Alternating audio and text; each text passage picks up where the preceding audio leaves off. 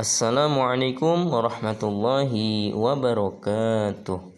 Hamdan wa syukran lillah, amma ba'd. Allahumma salli ala Muhammad wa ala alihi wa sahbihi wa man tabi'ahu bi ihsanin ila yaumiddin. Teman-teman semuanya, kaifa halukum? Bagaimana kabar antum semuanya? Semoga Allah Subhanahu wa taala tetap menjaga antum dan tetap memberikan antum keistiqomahan dalam belajar, dan tentunya tidak lupa tetap semangat ya dalam mempelajari bahasa Arab. Baik, teman-teman semuanya, insya Allah kita lanjutkan pembahasan kita atau pelajaran kita pada tema At-Ta'rifu bin Nafsi.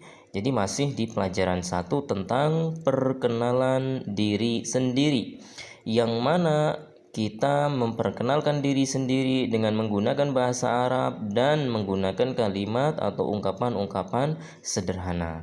Kalau kemarin-kemarin kita sudah mempelajari contoh-contohnya, ya, berikut arti-artinya.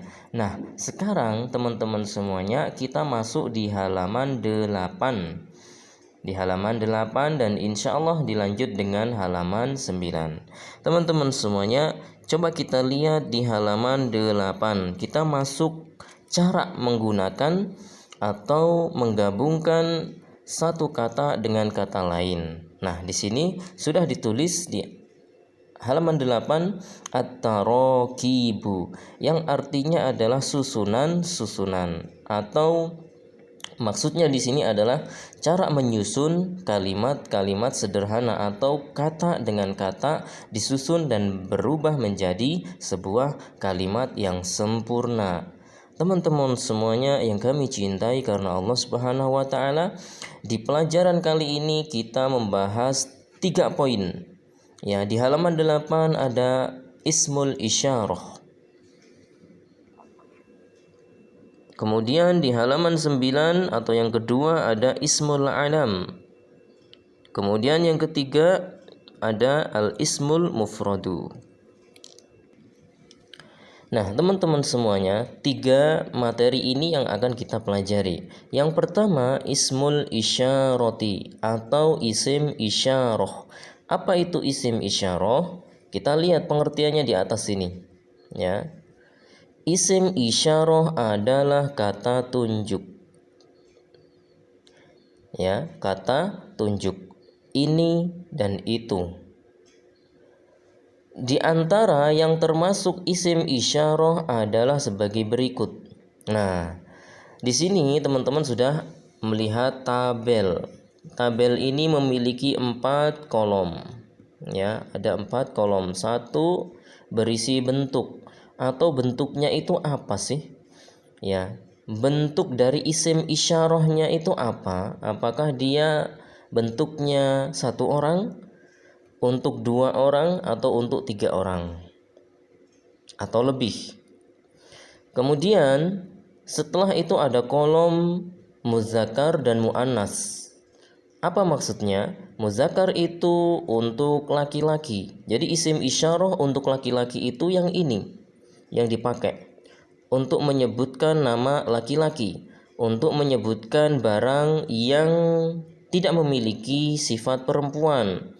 Kalau dalam bahasa Arab sifat perempuan itu biasanya ada ta marbutoh. Nah, yang kedua muannas.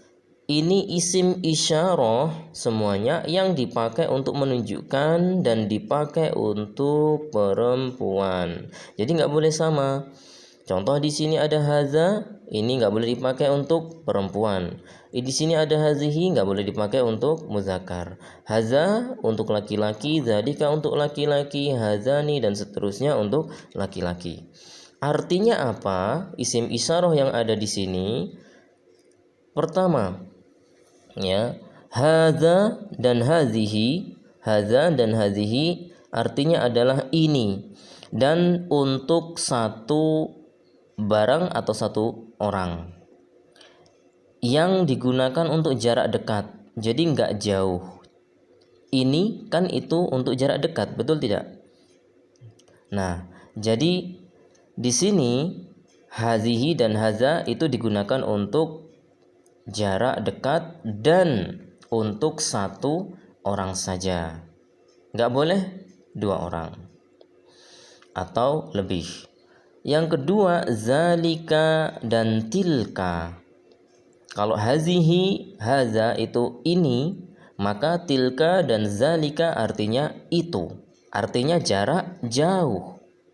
Dan juga sama dipakai untuk satu saja, nggak boleh 2 dan nggak boleh 3 orang ataupun 3 barang.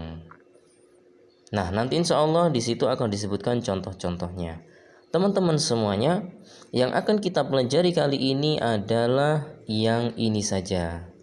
Ya, mufrad atau tunggal bentuknya, kemudian muzakkar muannasnya yang ini. Jadi yang musanna dan jamaknya tidak kita pakai. Baik, kita lanjut teman-teman semuanya. Kita lihat yang bawah. Dari semua kata tunjuk yang ada, yang sekarang akan kita pelajari hanya kata tunjuk yang digunakan untuk tunggal saja, yaitu yang ini. Mufrad atau tunggal, haza dan hazihi, zalika dan tilka. Itu saja. Maka perhatikan pembahasan dan contoh berikut ini. Nah, insya Allah kita masuk cara ya menggunakan haza dan menggunakan hazihi. Baik, di sini kita kenalan dulu dengan haza dan hazihi. Artinya contoh ini atau kita kenalan dengan contoh ini untuk yang jarak dekat dulu.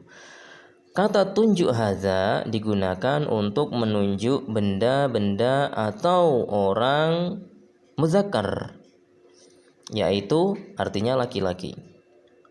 Jadi haza digunakan untuk benda atau orang.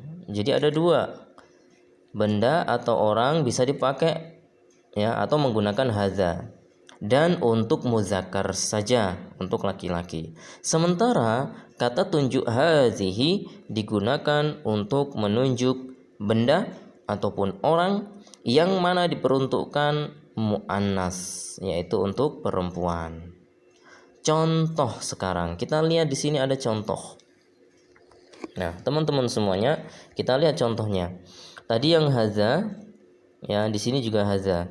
Di atas ini contoh untuk digunakan dan digabungkan dengan nama orang. Di bawahnya untuk nama barang.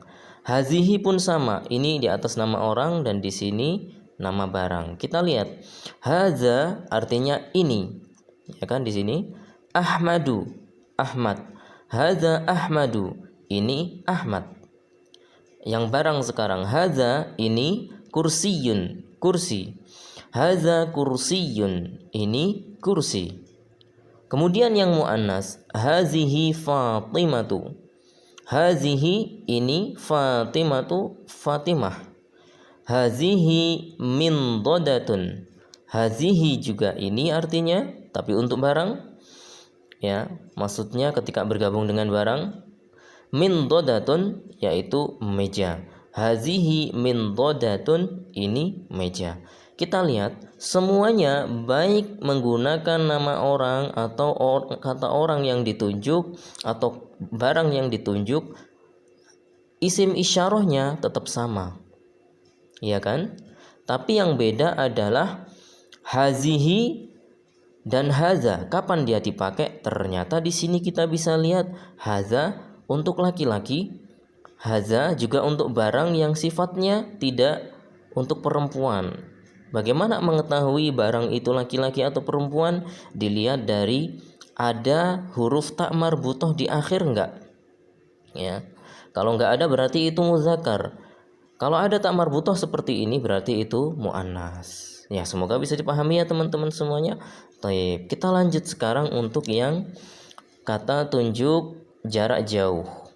Nah, di sini kata tunjuk zalika digunakan untuk menunjuk benda-benda dan orang yang muzakkar atau laki-laki satu saja, dan jauh jaraknya atau benda yang kalimatnya tidak diakhiri dengan tak marbutoh. Berarti kalau untuk zalika digunakan untuk jarak jauh, ini yang pertama ya, untuk menunjuk jarak jauh itu, nah kan jarak jauh. Kemudian yang kedua, zalika itu dipakai untuk muzakkar dan bukan muannas. Karena di sini disebutkan kalimat yang tidak diakhiri dengan tak marbutoh. Kalau diakhiri dengan tak marbutoh berarti dia muannas. Tapi kalau nggak ada tak marbutohnya berarti muzakkar. Dan di situ nanti kita akan sebutkan di sini. Nah, itu untuk yang ada tak marbutohnya. Baik, teman-teman semuanya kita lihat contohnya sekarang. Contoh. Zalika kitabun. Zalika ustazun. Kita lihat.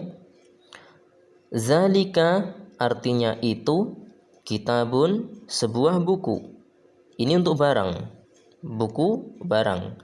Dan buku pakai zalika karena kitabun tidak ada tak marbutohnya, makanya dia pakai zalika. Kemudian zalika ustazun itu seorang guru laki-laki. Ustazun seorang guru laki-laki. Baik, berarti ustadz adalah laki-laki. Nah, teman-teman semuanya, sekarang kita lihat yang untuk tilka atau untuk muannas, untuk perempuan.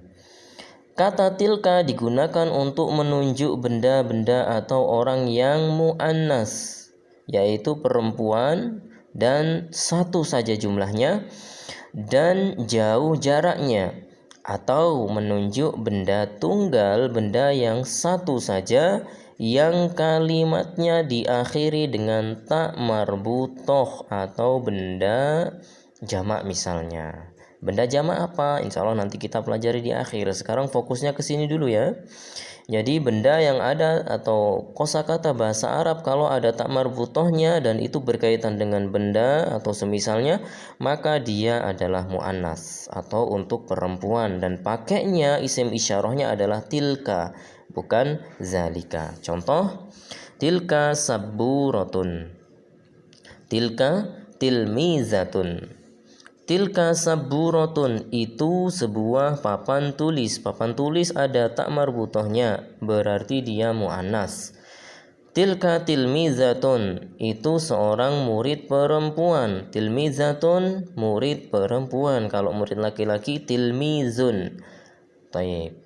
Teman-teman semuanya, ini merupakan cara menggunakan isim isyarah jarak dekat dan jarak jauh dan tunggal atau untuk satu orang, baik orang ataupun barang. Baik, semoga bermanfaat. Insya Allah kita lanjutkan pada pertemuan berikutnya. Barakallahu fikum.